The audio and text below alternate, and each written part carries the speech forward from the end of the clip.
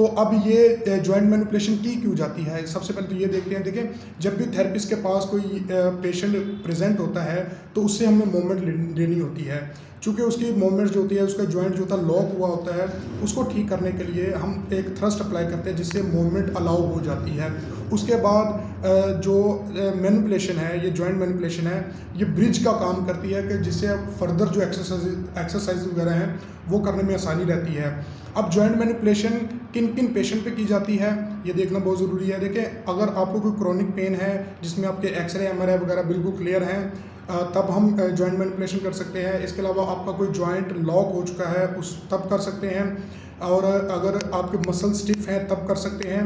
लेकिन एक बात का ख्याल रखा जाता है कि अगर आपको कोई एक्यूट इंजरी हुई है, कोई इन्फ्लेमेशन है, कोई आपको न्यूरल इशू है, तो या आपको आर्थराइटिस या ऑस्टियोपोरोसिस है, उस दौरान हम जॉइंट मैनिपुलेशन नहीं करते, क्योंकि जॉइंट मैनिपुलेशन करने से आपका जो दर्द है वो बढ़ सकता है।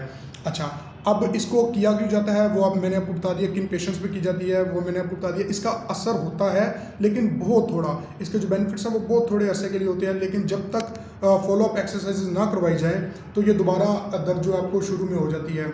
इससे बिल्कुल आपका जो ब्लड फ्लो है वो बढ़ सकता है, आपके जॉइंट की जो मोबिलिटी है वो बेटर हो सकती है, और साथ ही साथ एक हल्कापन महसूस होता है जिसके वजह से पेशेंट को लगता है कि शायद वो बिल्कुल ठीक हो गया। हल्के टिकट नहीं है, ठीक तब ही हो सकता है जब वो प्रॉपर एक्सरसाइज वगैरह करेगा और अपने पोस्चर की ट्रेनिंग करेगा, अपने मसल की स्ट्रेंथनिंग करेगा, अपने मसल की स्ट्रेचिंग करेगा, और वो आपका फिजियोथेरेपिस्ट आपको गाइड करेगा।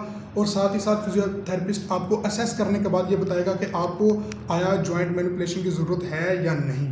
अगर आपका कोई क्वेश्चन हो इस वीडियो से रिलेटेड तो आप मेरे से पूछ सकते हैं। Thank you so much.